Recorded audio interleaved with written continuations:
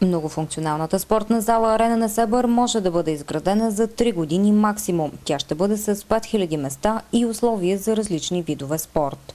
Този ангажимент пое кандидатът за кмет от ГЕРБ на община Несебър Златко Димитров. Обещавана от 8 години, всеки мандат имаме обещание за тази многофункционална зала, тъй като всички ние знаем, че тя е основата за развитието и на спорта, и на много други неща, и на културата, а пък включително и на удължаването на туристическия сезон. През тези 8 години ние имаме един терен, ние имаме и един проект, който излезе скоро и който е за сумата от близо 500 000 лева, разбира се, въз основа на пряко договаряне.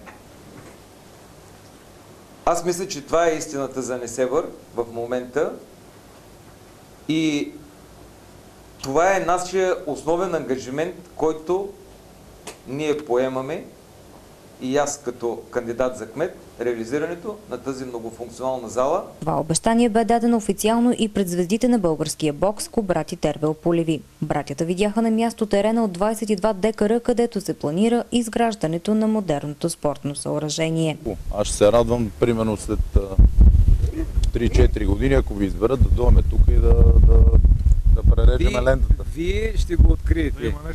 Вие ще го откриете. Ако това, което казвате, не се случи, тогава си имате проблеми с мен. Не само с обещано. Добре. Звездите на българския бокс подкрепиха програмата Спорт за всички, разработена от екипа на Златко Димитров. Гледаме от гледна точка на развитието на децата, спортът е една безценна инвестиция.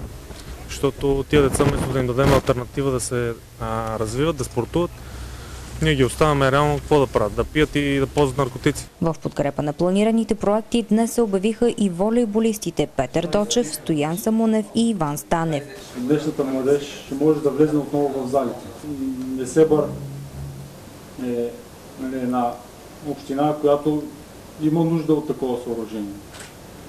Има много голяма легова база, която може да се използва за всякакъв спорт, за лагери, за подготовка. Също така може да се провеждат и първенства от национално и от световно европейско ниво. Златко Димитров е категоричен, че развитието на спорта ще повлияе положително за удължаване на туристическия сезон в община Несебър.